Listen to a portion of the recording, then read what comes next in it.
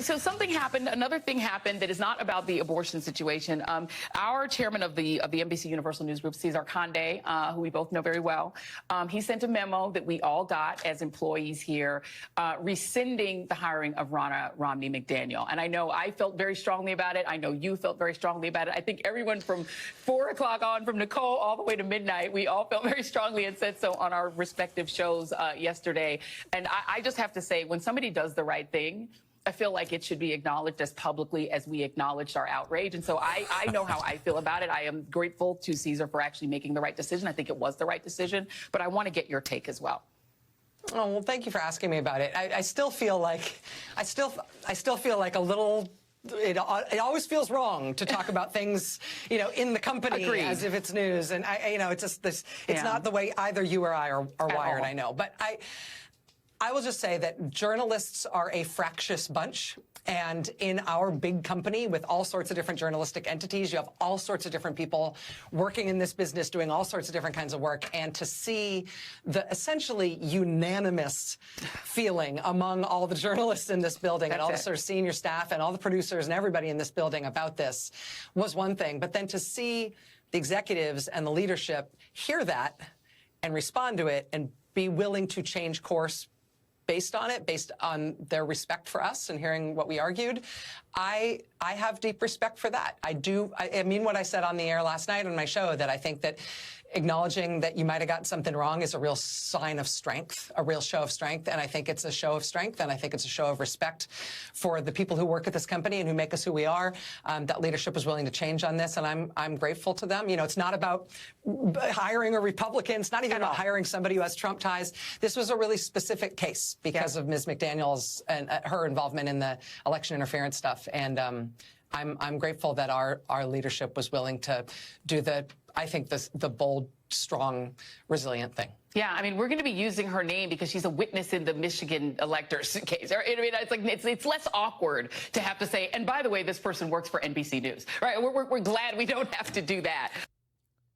Hey, Denise, how's it going? It's going great. Going great today here in East Texas. How is everybody today? I hope you're doing great. We're glad to be with you. We're excited. But before we start the show, we really have a favor to ask of you. Can you please share the show with all your friends? Also, stomp that like button, and please follow or subscribe wherever you see the name Is This Thing Working? You are helping us grow, and we thank you. We put you in the room, but thank you very much. We got a lot to get into today.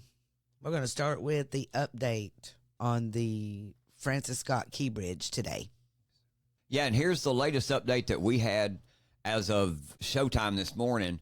And I got this from a tweet from Florida Now 1, and he reposted a Daily Mail article. And this is pretty much the best update that we had seen so far. And it asked a lot of the questions that we were talking about yesterday that everybody was talking about. Did the ship lose power? Was that a factor? And then he goes on to ask the question that if the ship lost engine power and the backup doesn't work, then the boat can't go anywhere, right? So the crew of the ship that smashed into the Baltimore bridge could possibly be stranded for 2 weeks. Yeah, they said the main task was now ensuring the seamen had sufficient supplies to last their possible 2 weeks. And we even said this yesterday, too. We talked about this, that it would be interesting to hear what some of the people of the shipping company had to say. As of yesterday morning, you weren't getting any statements from them, any crew members, the pilot of the cargo ship, none of them. So finally, in this update right here that we've got, and I'm going to read some of this. This comes from the Daily Mail article. Andy Middleton of the Apostleship of the Sea, he's one of the first ones that's listed in here. Let's check this out.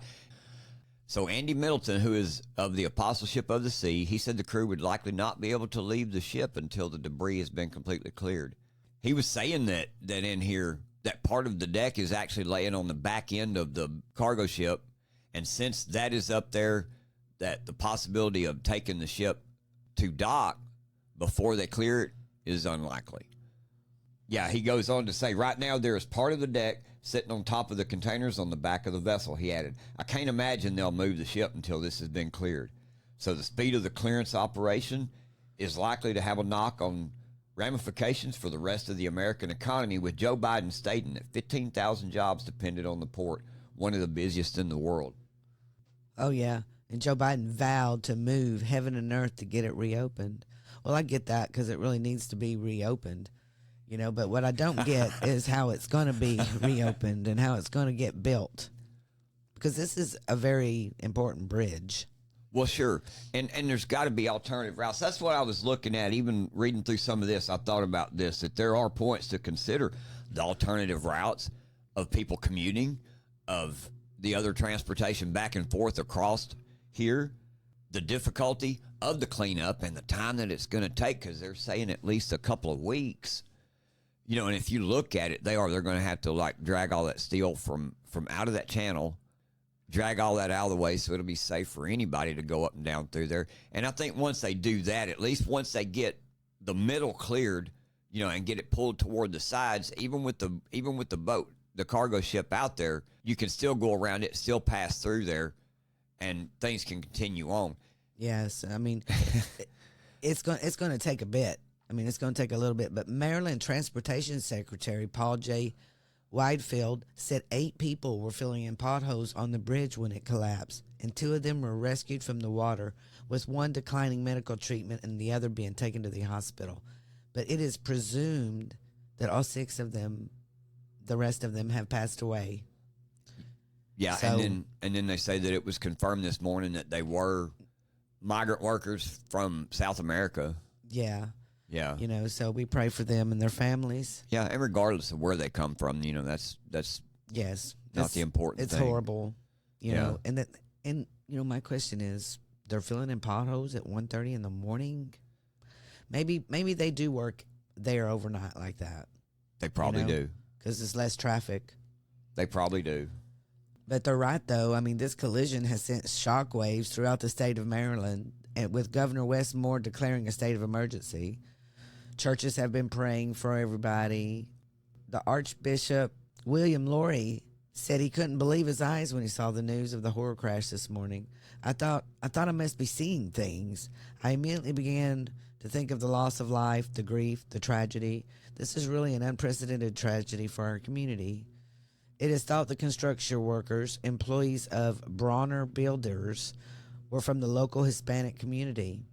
Middleton, who had been helping the crew of the Dally ship before their voyage, said earlier that the captain and several crew members shopped at Walmart and checked books from a library during a leisurely stop in Baltimore just hours before the set-off on their ill-fated 28-day journey to Sri Lanka.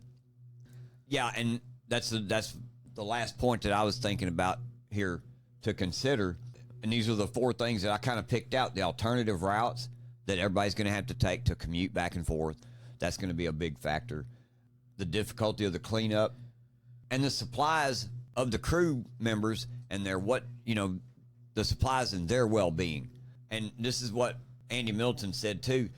He said that he's been helping the men prepare for voyage in the hours before their horror crash, and that he's been in constant contact with them ever since. He said his main task was now ensuring that the seamen had sufficient supplies to last their possible 2-week internment.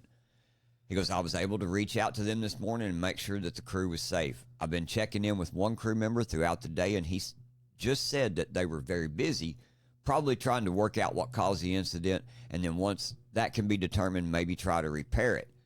And he said, I told them my initial message this morning was to make sure that they were okay, and if they need anything, we'll make every effort to get it to them. They should be fairly well stocked for food and water because they were embarking on a 28-day voyage. So that's another thing to consider, and there's going to be efforts to keep an eye on them, make sure they're okay, and if we have to, take aid to them, get them supplies and the things that they're going to need to set out there. Yeah, well, it's pretty sad that what's going on. It's a big deal right now, so we're going to keep an eye on this. Yep. They said that the pilots were trained to avoid obstacles like this at ports. So whatever happened, you know, it was a tragedy. Yeah. And we're still finding out information about how this happened and how it can be avoided in the future. And I really pray for all those people over there. They're really having a hard time. Yep. Well, let's keep moving along. What else we got here, baby? Well, we got RNC Ronna McDaniel here today, who we have heard NBC has dropped because we kept trying to run her out. We finally did. The ex-RNC chair's hiring set off a rare on-air protest over the weekend, from top network talent, or they're calling them top network talent, renewing criticism over cable news' and lucrative and often controversial alliance with former government officials and party flags. What I think is cool about this is McDaniels is exploring legal options. She should be. They totally took her on NBC and ragged her out. Do you think they done this on purpose? I do. I tend to think they did it on purpose. I don't understand why they would bring McDaniels on, sign a contract with her, and not tell anybody else about it. That's just crazy to me. And then throw her on Meet the Press of all things. Yes. Y'all, you heard the cold open that we started with today? That is what they're talking about. Yep. They are telling their leaders how to lead, for one thing. Yeah. I mean, when you think about it, they're like saying, hey, no, you can't do that. Yep. Crazy. There was swift opposition to her hiring from certain viewers as well as some on-air personalities, resulting in a trending on X/Twitter, hashtag boycott meet the press, hashtag on X, formerly Twitter, on Sunday morning. Now, I had asked several times, why did she even go on Meet the Press, for one thing? But she was all excited about joining NBC. Yeah. And I know that the conservatives were like, oh my gosh. We were boycotting Meet the Press. Everyone was boycotting Meet the Press. This was a conservative hashtag, by the way. And then it turns around, on Monday? Yeah. On Monday, after her appearance, everybody went to throwing a fit. All the anchors over there at MSNBC and NBC did. There's a list of them, man. Mika, Rachel Maddow, Lawrence O'Donnell, Psaki was doing it, Joy Reid, and Rachel Maddow was our cold opening this morning. Yeah. Chuck Todd come out. He spoke out again about it. Nicole Wallace did. They all objected publicly to McDaniels' hiring. Said NBC executives were reportedly stunned by Todd's denouncement, according to the New York Times. They're all like, what the hell are you doing? Right. The backlash against NBC's hiring McDaniels suggests the former RNC chairwoman may now be one of the most unpopular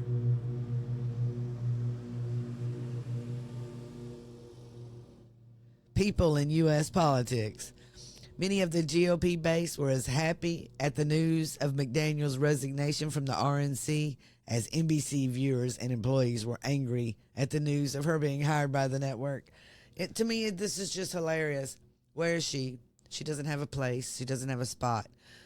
Because I'm telling you, the Republican Party is over RINO Republicans pretending to be Republican and then go on NBC and sign a contract with NBC. And that just tells us right away that we see you, Ronna. Yeah, and here's the thing. Okay, everybody kind of knew Ronna's part in the January 6th and the 2020 election. They knew where she was at with that, her views and her stances and the work that she had done with that. And then when she goes on there, she completely 180s on them. That's my point with I asked earlier. Why are you hiring her? Did you hire her to bring her on there to be combative with her?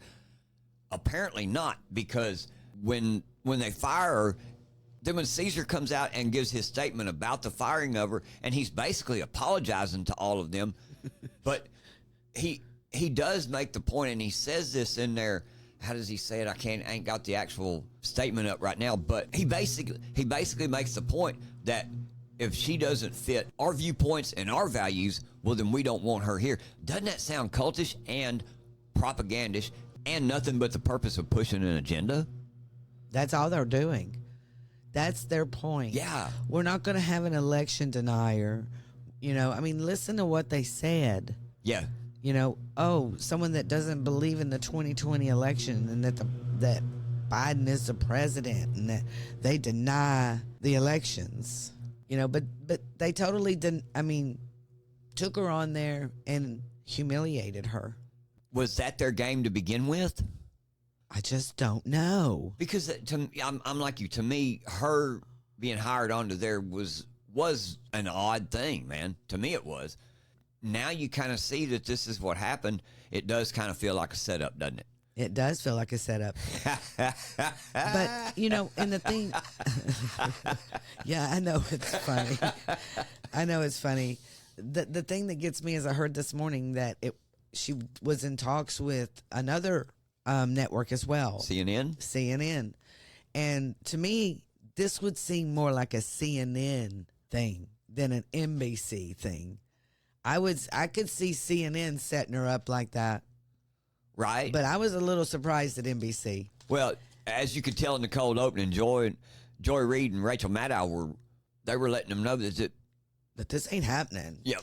You're not going to put her with us. Yeah, didn't they sound pretentious? Oh, my gosh. They sound elitist. They do.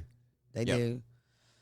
Well, I'll tell you what. These elitists like to cancel conservatives, you know. That's just the way it is. Like with Ronna McDaniels and someone else that they tried to cancel, which is our Texas Attorney General, Ken Paxton. He had a win yesterday, and we're so excited for him, and we want to congratulate him from me and James on Is This Thing Working? We are so proud that you have finally got this behind you, man. Got to put this behind you after 9 years of pure heck. Yep. Even with all the Republican candidates, the ones you've had to run against, too, us having to sit here and watch them spew these lies on you for 10 years, and we voted you in every time, man. Every single time. And you ain't let us down. Can I read a statement? You go ahead and read a statement. Then I'm going to tell you a little information. Here is Attorney General Ken Paxton's statement following the decision. He says, "For over a decade, my family and I have been dealing with the ongoing stress of these accusations and are relieved to finally have a resolution in this matter. The prosecution came to us to begin negotiations, and we were able to come to an agreement on terms. There will never be a conviction in this case, nor am I guilty. I look forward to putting this behind me. I want to thank my family, team, and supporters for sticking by my side. Dealing with a 10-year-long case looming over our heads was no easy task. I am glad to move on and will provide further comment in the weeks ahead," said Ken Paxton. Yeah, pretty cool. Congratulations, sir. Yep. But I want to add context. Paxton, to start at the beginning, he had been accused of defrauding investors in a Dallas area tech company called Servergy by not disclosing that he was being paid by the company to recruit them. He was charged with 2 counts of securities fraud and 1 count of not being registered as an investment advisor.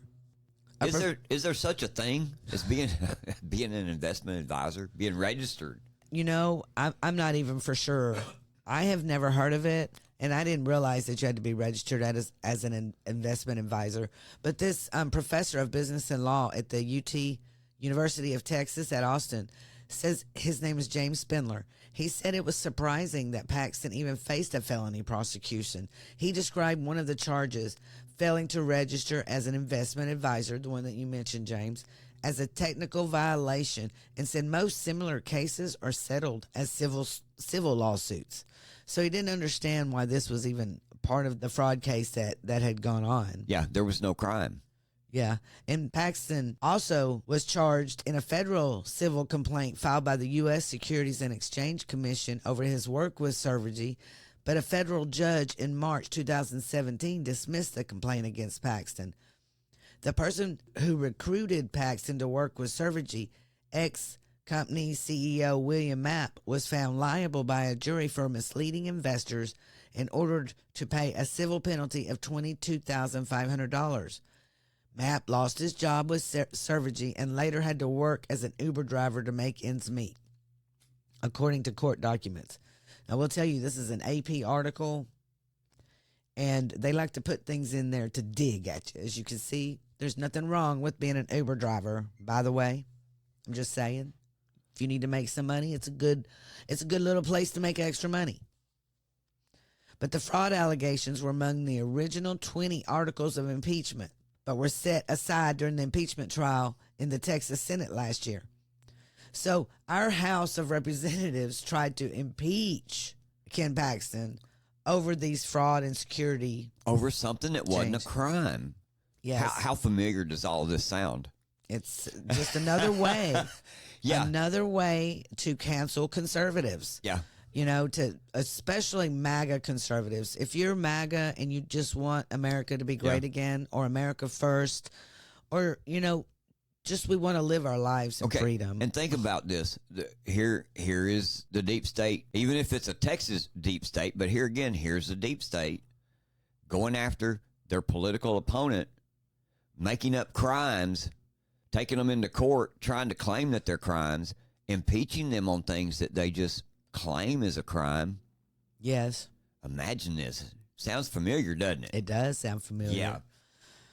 You know, but Texas Attorney General Ken Paxton, he has agreed to a settlement, a deal. Okay, so this is a deal, and he's agreed to nearly $300,000 in restitution under a deal to end criminal security fraud charges that have shadowed him for almost 10 years. The announcement by special prosecutor in Houston courtroom came less than 3 weeks before Paxton was set to stand trial on felony charges that could have led to a prison sentence.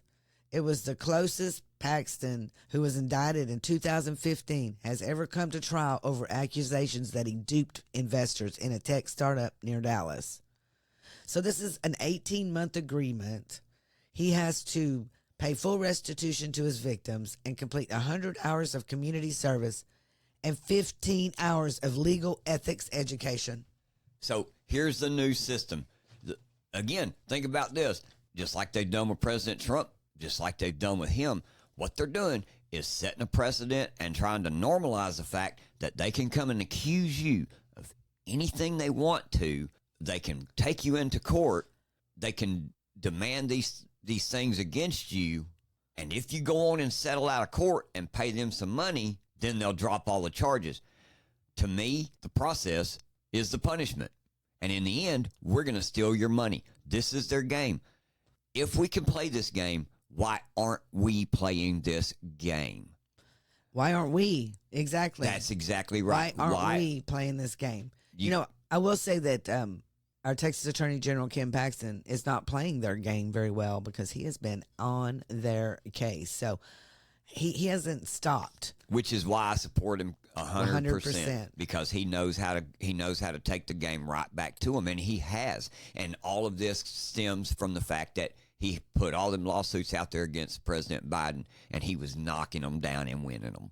Won, and he's still winning. Yeah. I mean, every single day he has a win. And if he doesn't win, he goes back and does it again until he does. Yep. This is why we adore him in our state and hope he stays forever, even though I know he probably can't. But what I have found really crazy about this is the special prosecutor was even asked, could he have gotten a conviction? And he says, oh, it was 50-50.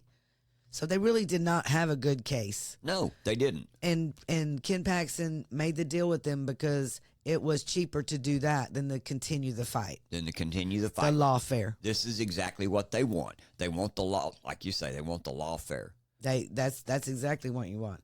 The process is the punishment. That's it. And I'm going to read you a little something that will give you a little hint about what we've been talking about. The process is the punishment. So this guy on X, his name is Mitch Little, and he wrote a thread about this. So here you go. He says, he starts off. He says, so you think you like politics? Imagine a local judge pushing to have you indicted for a crime the local DA refused. Just because you won an office you weren't supposed to win. The judge hires 2 rock star defense lawyers to headhunt you at an illegal pay rate. He engineers the appointment of an out-of-town judge to take the case. The case is brought by your longtime political rival as the alleged victim. Together with the investigation of a Texas Rangers, the judge transfers the case and railroads you to a politically hostile county 4 hours away, then refuses to get off the case as the law requires. You have to appeal to throw him off. One of the charges is preempted by federal law, but you can't get the new judge to rule on it. The other charges were thrown out by a civil judge on the same facts, but you can't get the judge to rule on them either. You wrestle several different judges who will not rule for 9 years, while the prosecutors chase their illegal pay through the state's entire court system. Your lawyers are under a gag order and can't talk about any of it. While this transpires, every article in every media outlet follows your name with comma, who is facing 99 years in prison for charges of securities fraud. And we have seen Cornyn do this on a regular basis. Senator Cornyn continued. That's the one thing, comma, 99 years you're going to serve. Yeah. During his campaigns for Attorney General, we sat here and had to watch them smear him this way, knowing every bit of this was false. Yes. That all those charges had been dismissed, and we... Yes. And then he goes on to say, literally thousands of articles from AP, who I was just reading on purpose, to local news. State legislators call you a sophisticated criminal. I mean, this is AP's stance on it. Then, thanks to an actual trial setting and the pay issue being resolved, everyone comes to their senses and brings the matter to a close. Enemies on the right cope and seethe. Enemies on the left tear their clothes and put on ashes and sackcloth. If you can't see the problem with all this, then God help you. This was the 21st century's magnum opus of lawfare, and it ends today. And I'm glad. Yep. Thank goodness, because this is ridiculous. And this is what they're doing to President Trump. Yes, it is. This is the game they will play with anybody that they don't like what you have to say, or they don't like what you did. That's exactly right. You know, and you know, I'm just going to use another example of Matt Schlapp from CPAC. He had the same thing happen to him also, and now he got to win. The guy that come out against him has dropped all charges and recanted his testimony. I mean, this guy had the same comma behind his name, sexual predator. See? You know, and his whole reputation is ruined. And our Attorney General Ken Paxton's reputation has been ruined. But you know what we did for him? They tried to ruin it. We all know better. We stood up and we knew better. Yep. You know, so we need to just keep winning. And we are. We are winning. Yes, we are. You know, we're fighting back. Yeah, they're trying to take everything we have. But you know what? We're taking care of each other. We helped Ken Paxton. We've helped Schlapp. You know, we've helped so many people. You know, the people that we can't help and that we won't help are those that don't stand up for America, like Ronna McDaniel. Exactly. That's why she is in the pickle that she is in now. Yeah. You know, and as horrible as it looks, man, I say she deserves it. And she does. The way that she done the Republican Party, the way that she's done us the past 5 elections, you know, and it was shown, it was proven. She literally campaigned against MAGA candidates. Yes, she did. Literally campaigned against them. Her and McCarthy both did this. Right. Yeah. You know, and still lost all 5 elections. That's exactly right. Yeah. They lost them, not President Trump. They continue to come out with the rhetoric. He did it. It's all because of President Trump that we lost. And that's not true. No, it was her and Kevin McCarthy was the reason we did not win a red wave like we should have in 22. Yes. That's exactly right. Hey, let's do the Who. We're going to end the show with something kind of funny today. We love funny, but one thing we don't like is pooping in front of our doors. What? What are you talking about? Come on, man. Come on now. Okay, so there was a story that came out, I don't think it was yesterday, and it was put out by Daniel Littman, and it's actually was posted on the National Security Advisor's page. Yeah. Because he does a running total of everything that happens in his day, right? So, Scoop, a person tossed manure in front of National Security Advisor Jake Sullivan's house in D.C. this morning. A law enforcement official told me a small amount of manure was thrown from a car, and the incident is the subject of an ongoing investigation. So I just had to point this out. It happened at 8:20 a.m. yesterday morning, and the item was under a suspicious protocol, which was set up by the U.S. Secret Service, which told local police to come out and clean it up, I guess. And investigate it. Yeah. And that's, to me, this is just funny. It says the incident is subject of an ongoing investigation, according to the official. Traffic and red light cameras are nearby, which may help find the culprit. A spokesperson for the Secret Service declined to comment on the nature of the substance. So could you imagine their investigation? Here we are, and their press conference. It's a national security risk, and the suspect that we're looking for has probably got a bad odor and a dirty hand.